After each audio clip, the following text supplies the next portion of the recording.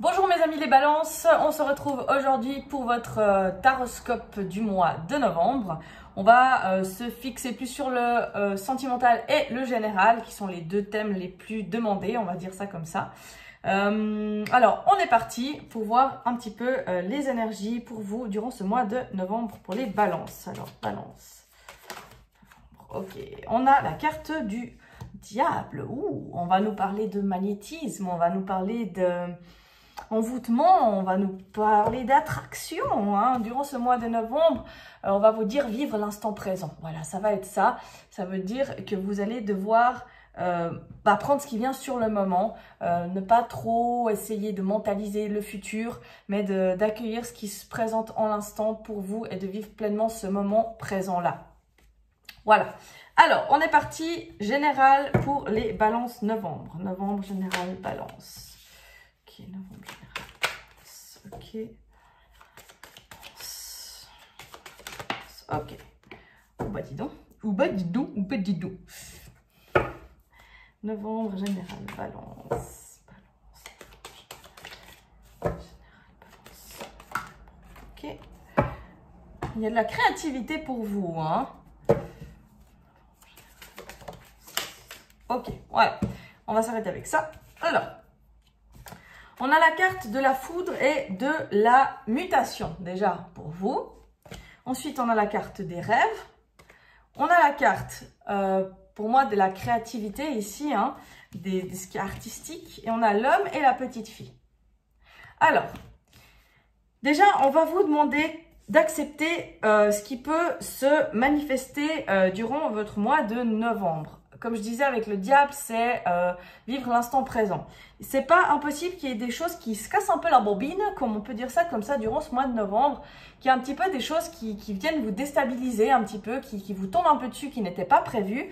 Mais ces choses-là vont être nécessaires pour vous transformer, pour vous amener dans une transformation complète, globale et générale, j'ai envie de dire. D'ailleurs, on sait que c'est que dans ces moments-là qu'on change. S'il n'y a pas des trucs qui nous tombent des fois dessus et puis qui nous obligent à changer de trajectoire, entre guillemets, on reste dans notre zone de confort et on ne change pas de trajectoire. Là, c'est pas impossible que durant ce mois de novembre, il y a un petit peu des petites choses qui viennent un petit peu nous déstabiliser pour nous réorienter, pour nous faire changer de direction. Alors, peut-être qu'on va nous orienter vers un domaine plus artistique parce que là, c'est comme si... Aujourd'hui, on est un petit peu ce personnage ici, un personnage qui est un peu droit, qu'on est dans ce qu'on attend de nous, dans une droiture, dans une structure. On a un peu l'employé modèle, si on veut bien, mais on a un rêve. Il y a des rêves, on a des rêves. Alors, soit on a envie de réaliser quelque chose qu'on n'a pas acté encore, soit on a dans nos rêves des prémonitions de ce qui pourrait arriver en novembre, des ressentis. Mais là, on va nous demander vraiment de faire tomber ce masque de droiture qu'on peut avoir, de personnage sérieux, puis de se libérer, de jouer un peu comme un enfant en fait. Parce que pour moi, cette carte-là, c'est le théâtre, c'est l'expression, c'est la créativité.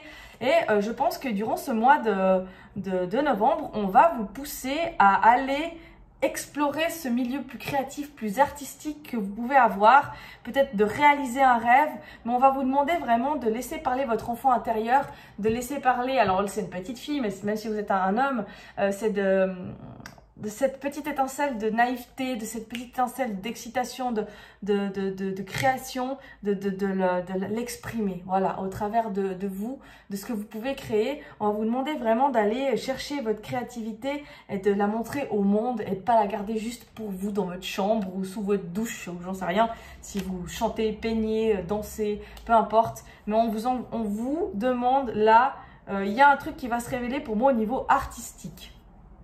Voilà. On va passer au niveau sentimental. Alors, sentimental, ça va être général. Donc, ça va parler peut-être pour les couples, peut-être pour les célibataires. On va voir ce qui sort. Donc, sentimental pour les balances. Sentimental, balance. Voilà. Tout le truc qui vient. Sentimental, balance.